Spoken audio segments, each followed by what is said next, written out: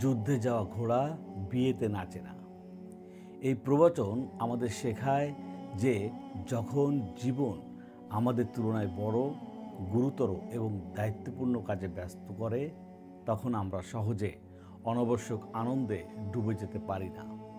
যেমন যুদ্ধে প্রশিক্ষিত একটি ঘোড়া তার মন ও মনোভাব ঢাল দিয়ে অলস আনন্দে বিলিয়ে দিতে চায় না, কারণ সে জানে যুদ্ধের ময়দানের শান রেখে বিন্দুমাত্র তুচ্ছতায় নিজেকে নিঃস্বার্থ নিঃস্বর্ণ করতে পারে না।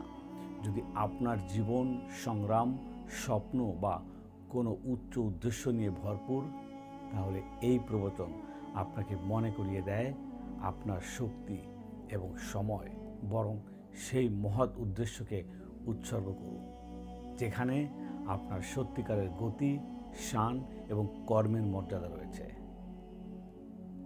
ধন্যবাদ।